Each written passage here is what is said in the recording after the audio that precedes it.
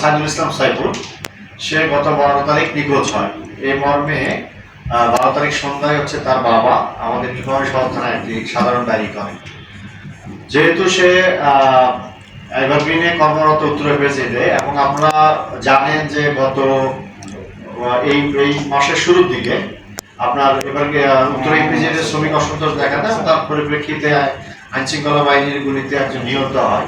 ফলে বিষয়টাকে আমরা অত্যন্ত গুরুত্বের সাথে নেই যে আমাদের কাছে ইনফরমেশন ছিল বা তার পরিবারের লোকজন জানায় যে তাকে অপহরণ করা হয়েছে। এর প্রেক্ষিতে আমরা তাকে আমাদের যে টেকনোলজিক্যাল যে পার্টগুলো আছে এগুলো এবং গোয়েন্দা তথ্যের ভিত্তিতে আমরা তাকে খোঁজাখুঁজি করি। পরবর্তীতে আমরা এক পর্যায়ে গতকাল রাত 9টা নাগাদ তাকে আমরা সৈয়দপুরের একটা জায়গা, যেটা হচ্ছে সাথী ফার্মেসি একটা জায়গা থেকে তাকে আমরা উদ্ধার করতে সক্ষম হই। আমরা তাকে উদ্ধার করে আনার পরে তাকে প্রাথমিক যেহেতু আমরা তাকে কর্দমাক্ত অবস্থায় তাকে পাই, তাকে আমরা প্রাথমিক চিকিৎসা দিই। তারপরে আমরা এসে তাকে জিজ্ঞাসাবাদ করি এবং আসলে প্রকৃত ঘটনা কি তার রহস্য উদ্ঘাটনের চেষ্টা করি। জিজ্ঞাসাবাদের এক পর্যায়ে সাইদুল ইসলাম জানায় যে সে মূলত সে এবং আরো কয়েকজন মিলে অজ্ঞাতনামা, সে আসলে অনেকেরই নাম বলেনি, আমরা জিজ্ঞাসাবাদ এখনো অব্যাহত আছে। সে মূলত হচ্ছে এই শ্রমিক অসন্তোষের কে কাজে লাগিয়ে একটা নাটক সাজানোর চেষ্টা করে। যে নাটকের প্রেক্ষাপট ছিল যে যদি সে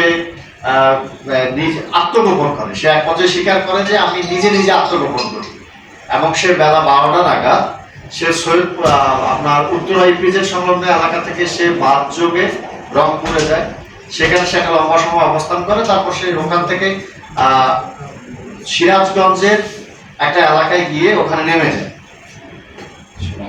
সোলঙ্গা নামক একটা স্থানে সে নেমে যায় এবং সেখানে সে রাতটা অতিবাহিত করে। পরবর্তী দিন সকাল আবার 11টার দিকে, অর্থাৎ 13 তারিখ, সে 12 তারিখ নিজে সে আত্মগোপনে যায় এবং 13 তারিখে সে সকাল 11টা নাগাদ আবার সিরাজগঞ্জ থেকে ব্যাক করে।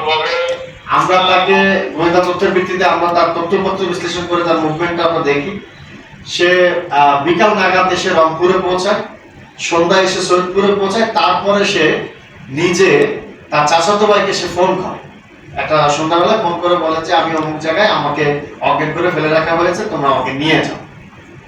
তো এরপরে আমরা তাকে নিয়ে আসি ওখান থেকে। আমরা জানলাম যে ওখানে নিয়ে আসার পর তাকে যখন জিজ্ঞাসাবাদ করি, তখন সে বলে যে মূলত তার উদ্দেশ্য ছিল পূর্বের যে অসন্তোষ, এই অসন্তোষটাকে পুঁজি করে একটা নাটক তৈরি করে ইপিজেড কর্তৃপক্ষের কাছ থেকে একটা টাকা আদায়, মানে যেটাকে হচ্ছে আমরা মুক্তিপণ বলে থাকি, চাঁদা আদায়ের জন্য।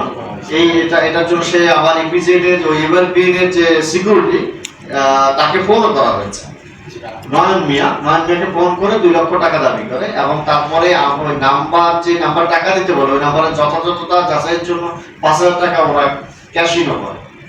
তো এটা ছিল মূল প্রেক্ষাপট। আসলে তাদের মূল উদ্দেশ্যটা ছিল শ্রমিক অসন্তোষের মাধ্যমে সারা দেশের কলকারখানাগুলোতে একটা শ্রমিকদেরকে পুষলিয়ে একটা অসন্তোষ তৈরি করা এবং দেশের অর্থনৈতিক অবস্থাটাকে দোষিয়ে দেয় এবং দেশের বাবদ বিদেশের কাছে